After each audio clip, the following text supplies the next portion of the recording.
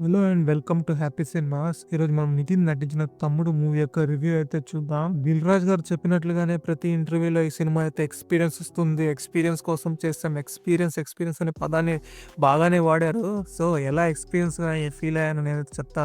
ముందుగా ఈ సినిమా కథ చూసుకుంటే, ఈ సినిమా మొత్తం దాదాపు ఒక రోజులోనే జరుగుతుంది. మన హీరో నితిన్ వాళ్ళ అక్కకైతే ఒక ప్రమాదం అయితే ఏర్పడుతుంది. ఆ ప్రమాదం నుంచి హీరో నితిన్ ఎలా అయితే తన అక్కను కాపాడాడనేది ఈ మూవీ మొత్తం కథ. దీని మీదనే ఈ సినిమా మొత్తం రన్ అవుతుంది. ఇదొక సర్వైవల్ డ్రామా మూవీ. ఆ ప్రాబ్లమ్ ఏంటి? వాళ్ళ అక్కకి నితిన్‌కున్న సమస్య ఏంటి? ఎలా దాన్ని సాల్వ్ చేశారు? దాని నుంచి బయట పడ్డారా లేదా? అనేది ఈ సినిమా మొత్తం సెకండ్ హాఫ్ కథ. నాకైతే డైరెక్టర్ అయితే ఈ సినిమాని హెవీగా 'ఖైదీ' సినిమానైతే ఇన్స్పిరేషన్‌గా తీసుకొని తీశాడనుకుంటా. సాధారణంగా ఇలాంటి కథలంతా వన్ నైట్‌లో జరిగే కథ గానీ, వన్ డేలో జరిగే కథలంతా గానీ, మలయాళం ఆడియన్స్, తమిళ్ ఆడియన్స్ కోసమే ఆ ఫ్లేవర్‌తో కూడిన మూవీలే ఎక్కువ అక్కడే వస్తుంది. కానీ ఇలాంటి ఒక కొత్త రకమైన అటెంప్ట్ అయితే వేణు శ్రీరామ్ తీసినందుకు ఫస్ట్ ఆయన్ని అప్రిషియేట్ చేయాలి. ఎందుకంటే ఇలాంటి రకమైన స్టోరీ లైన్ అయితే తెలుగు ఆడియన్స్ అయితే కొత్త. నాకు తెలిసి ఒక రోజులో జరిగే కథలైతే తెలుగులో అయితే దండిగానే లేదు. మేబీ చెప్పడానికి 2, 3 ఉండొచ్చు అంతే గాని నాకు ప్రస్తుతానికి అది కూడా గుర్తు రావడం లేదు. మేబీ ద సెటప్ దానికి సంబంధించిన ఒక ఐడియాస్ అయితే బాగుంది గానీ, దాని ఎగ్జిక్యూషన్ అయితే ఈ సినిమాలో అంతగా చేయలేదని నాకు అనిపిస్తుంది. ఈ సినిమాలో క్యారెక్టర్ ఆర్క్స్ అయితే బాగానే రాసుకున్నారు గానీ, వాళ్ళకి సంబంధించిన డీటెయిల్ గానీ, వాళ్ళకి సంబంధించిన ఇంట్రొడక్షన్ అయితే సరిగ్గానే ఎస్టాబ్లిష్ చేయలేకపోయారు. ఒకటైతే ఖచ్చితంగా చెప్పగలను, ఈ సినిమా అయితే రెగ్యులర్ సినిమా ఫార్మాట్ అయితే కాదు. ఎందుకంటే మనం కమర్షియల్ సినిమాలన్నీ చూసేసాము కాబట్టి దానికి కొద్దిగైనా వేరుగానే ఉంటుంది. పాజిటివ్ విషయానికొస్తే ఈ సినిమాలో బ్యాక్‌గ్రౌండ్ మ్యూజిక్ అయితే సూపర్‌గా ఉంటుంది. ప్రతి ఒక్క సీన్‌కైతే ఎలివేట్ అయిపోతుంది. ఆ సీన్ బ్యాక్‌గ్రౌండ్ మ్యూజిక్‌తోని అంత సూపర్‌గా కొట్టాడు అజనీష్ అయితే. ఇక ఈ సినిమాలో విజువల్స్ అయితే ఎక్స్‌ట్రార్డినరీగా ఉంటుంది. ఎందుకంటే నైట్ ఎఫెక్ట్స్‌లో తీయడం అంత ఈజీ కాదు. దానికి కావాల్సిన లైటింగ్ గాని, ఆ క్లారిటీగా కనబడే విజువల్స్ గాని, ఆ యాంగిల్స్ గాని, ఆ ఫోకస్ మిస్ అవ్వకుండా, ఎందుకంటే నైట్ షాట్స్‌లో అయితే లైట్ ఫోకస్ అయితే అక్కడక్కడ మిస్ అవుతుంది.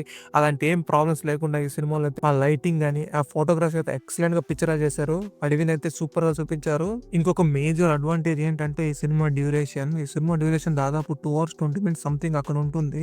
ఎందుకంటే ఈ సినిమానైతే చాలా క్రిస్ప్‌గా కట్ చేశారు. ఎగ్జాక్ట్‌గా వాళ్ళకి ఏం కావాలో అదే షూట్ చేసి దాన్నే ఎగ్జిక్యూట్ చేశారనుకుంటా. ఎందుకంటే అంత కరెక్ట్‌గా డ్యూరేషన్ అయితే ఇచ్చారు. మనకి ఎంగేజ్‌గా కూడా చేస్తుంది ఈ సినిమా అయితే. ఒక రేసీ థ్రిల్లర్‌లా తీయడానికైతే అలా ఆ ఫార్మాట్‌లో అయితే ఈ సినిమాని ఎడిట్ చేశారు. యాజ్ యూజువల్ నితిన్ అయితే పర్ఫార్మెన్స్ అయితే ఇరగ్గొట్టేసాడు. లయ గారు కూడా దాని కమ్‌బ్యాక్ రోల్ అయితే చాలా బాగానే చేసింది. సినిమాలో నాకు ఇంప్రెసివ్‌గా నచ్చిందయితే సప్తమి గూడ. ఆమె క్యారెక్టర్ అయితే చాలా సూపర్‌గా రాసుకున్నారు. ఆ క్యారెక్టర్ తగిన యాక్టింగ్ కూడా చాలా ఎక్సలెంట్‌గానే చేసింది ఆమె. ఆమె మాట్లాడే స్లాంగ్ గాని, ఆ ఒక యాక్టింగ్ గాని, క్యారెక్టర్ అయితే చానా సినిమాలో ఉండే ఇంకా మేజర్ హైలైట్ ఏంటంటే, ఈ సినిమాలో ఉండే ప్రతి ఒక్క అమ్మాయి అయితే ఈ సినిమాలో యాక్షన్ సీన్ అయితే చేసింది. వాళ్ళ తగిన రోల్‌కైతే వాళ్ళ యాక్షన్ సీన్ ఎక్సలెంట్‌గానే చేశారు. నితిన్ కూడా ఈ సినిమాలో అయితే ఆర్చరీ నేర్చుకున్నాడు. సెకండ్ హాఫ్ అంతా ఈ సినిమాలో ఫైట్స్ అయితే చాలా సూపర్‌గా ఉండేది. ఆ రియలిస్టిక్ ఫైట్స్, ఆ సెటప్స్ గాని చాలా ఎక్సలెంట్‌గా ఉంటుంది. ఈ సినిమాలో అయితే ఇంకొక క్యారెక్టర్ అయితే ఉంది. ఆవిడ బస్ నడుపుతూ ఉంటుంది. ఆవిడ క్యారెక్టర్ అయితే చాలా సూపర్‌గా డిజైన్ చేశారు. కొన్ని క్వర్కీ క్యారెక్టర్స్ అయితే ఈ సినిమాలో ఉంది. మనకి అలాగే ఈ సినిమాలో అయితే ప్రొడక్షన్ వాల్యూస్ కూడా చాలా ఎక్స్‌ట్రార్డినరీగా ఉంది. ఆ ఒక ఫారెస్ట్‌కి సంబంధించిన విజువల్స్ అయితే దానికి కావాల్సిన ప్రొడక్షన్ డీటెయిల్స్ అయితే చాలా బాగానే కనబడిచ్చింది. ఈ సినిమాలో నెగెటివ్ సైడ్ మాట్లాడుకుంటే నాకైతే ఈ సినిమా కథ వచ్చేసి చాలా సింపుల్ కథగా ఉంది. ఒక ఊర్లో కొన్ని విషయాలు జరుగుతది. దాన్ని కాపాడడానికి హీరో ఎలా వచ్చాడు? ఏం చేశాడు? అనేది కథ. ఇది జనరల్ రెగ్యులర్ ఫార్మాట్ కథనే కానీ స్క్రీన్ ప్లే ఇంకొంచెం ఇంప్రెసివ్‌గా చేసుంటే బాగుంటుంది. ఇంకా కొన్ని విరూపాక్ష లాంటి ట్విస్ట్స్ గానీ, దానికి సంబంధించిన డీటెయిలింగ్ గానీ పెట్టింటే ఇంకొంచెం ఇంప్రెసివ్‌గా అనిపిచ్చేది. జస్ట్ నార్మల్ కథ, నార్మల్ స్క్రీన్ ప్లేగా ఉంది గానీ డిఫరెంట్ అటెంప్ట్. కొంచెం స్క్రీన్ ప్లే కూడా కొంచెం డిఫరెంట్‌గా చేసుంటే కొంచెం బాగుంటుంది నాకైతే అనిపిస్తుంది.